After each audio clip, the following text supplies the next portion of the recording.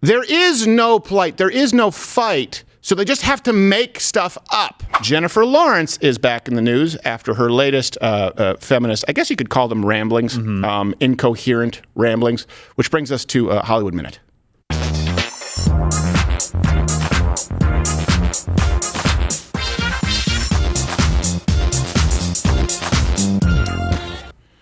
And we have Carrie Lake coming on in a bit, just to be clear. Yeah. An actual strong woman. Yes. Jennifer Lawrence, not so much. So watch this clip where she complains about her plight. See if you can spot the stupid.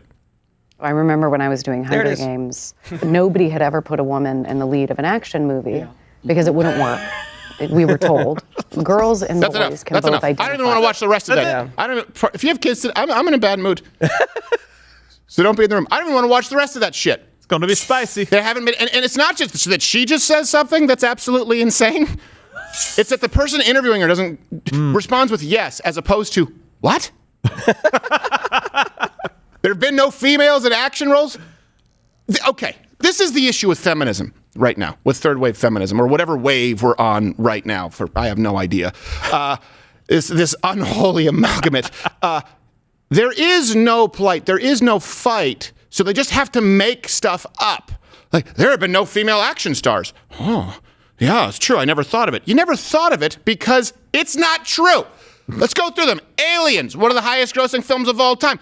Red Sonja, Resident Evil, Tomb Raider, Underworld, Kill Bill, Charlie's Angels, plural. The crazy looking bitch from The Fifth Element, Planet Terror, Twister, Foxy Brown, who, by the way, of course, they don't mention women of color, who is an actual trailblazer. And not to mention the little overlooked fact that unquestionably, the greatest action film of all time had one of the strongest badass female leads, Terminator 2, Sarah Connor. And by the way, The Hunger Games is just a remake of the Japanese film Battle Royale. That film is like Hunger Games, but good.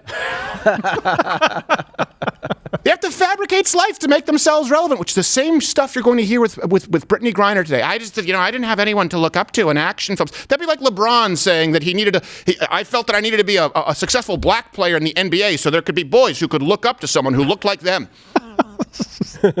How self-important do you have to be to really think that you're the trailblazer in, what was it, 2012 that the Hunger Games came out? I don't even remember. I mean, 10 years ago or so.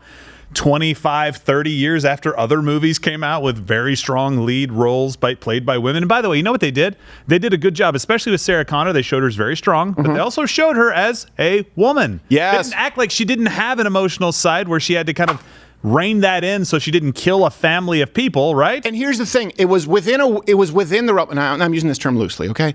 When I say realistic, just go with me here. I understand that it's a film about a robot traveling through time. But what I am saying is that there was some level of realism in that this was a woman who had been driven to madness, Sarah Connor. Yeah. And so she was incredibly disciplined, right? She was military-like in her efficiency. She got herself not only as strong, but as mentally capable as possible. And she learned to outsmart the Terminator along with the mechanical advantage of guns. One of the most successful action films of all time. You know when it started sucking? When they tried to create the Terminator as a woman. It doesn't work, because what happens is Arnold was big. He was Mr. Olympia, right? They brought him in because it's this big robot, obviously. And then they just say, let's have a smaller robot that couldn't have as efficient hydraulics. Aren't you scared of the new female Terminator? No! Sarah Connor was a badass. Arnold was a badass as the robot, and the female robot sucked.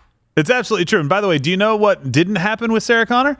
She didn't do like the leg kicky thing and pin somebody up against the wall like an Atomic Blonde. That didn't happen. She used a shotgun or the broomstick to club a guy in the face. And then they froze T1000, T2000, T1000. They froze him and then blew him up with a nice little cliffhanger there. But we didn't bring him back because we had to replace him with a bitch.